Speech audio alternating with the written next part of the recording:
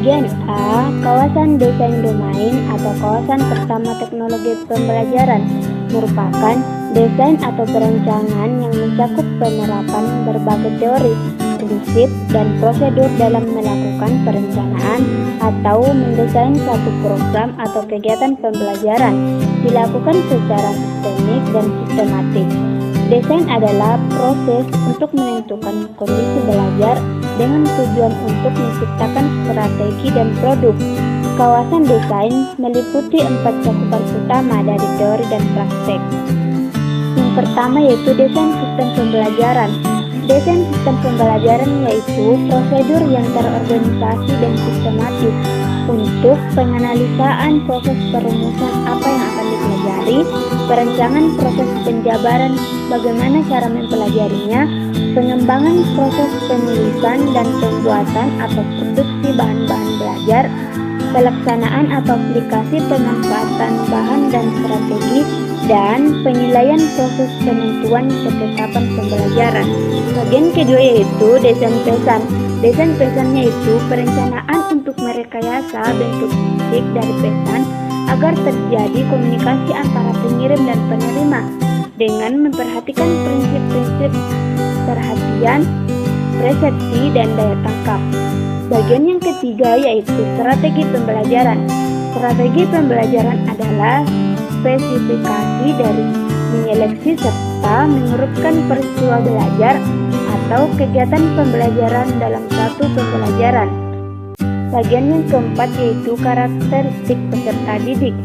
Karakteristik peserta didik yaitu aspek latar belakang pengalaman peserta didik yang mempengaruhi proses efektivitas suatu belajarnya. Karakteristik peserta didik mencakup keadaan sosio, psiko, fisik peserta didik. Bagian B yaitu kawasan pengembangan. Kawasan pengembangan berarti proses penerjemahan spesifikasi desain ke dalam bentuk fisik. Kawasan pengembangan mencakup pengembangan teknologi cetak, teknologi audiovisual, teknologi berbasis komputer, dan multimedia. Yang pertama yaitu teknologi cetak. Teknologi cetak adalah suatu cara untuk memproduksi atau menyampaikan bahan seperti buku-buku, bahan visual yang statis, terutama melalui percetakan mekanis atau fotografis. Yang kedua yaitu teknologi audiovisual. Teknologi audiovisual merupakan cara memproduksi dan menyampaikan bahan dengan menggunakan peralatan dan elektronik yang menyajikan pesan-pesan audio dan visual. Yang ketiga, teknologi berbasis komputer. Teknologi berbasis komputer merupakan cara-cara memproduksi dan menyampaikan bahan menggunakan perangkat yang bersumber pada mikroprosesor. Yang keempat yaitu multimedia. Multimedia atau teknologi terpadu merupakan cara untuk memproduksi dan menyampaikan bahan dengan memadukan beberapa jenis media yang dikendalikan komputer. Bagian yang terakhir yaitu kawasan pemanfaatan. Pemanfaatan adalah aktivitas menggunakan proses dan sumber belajar.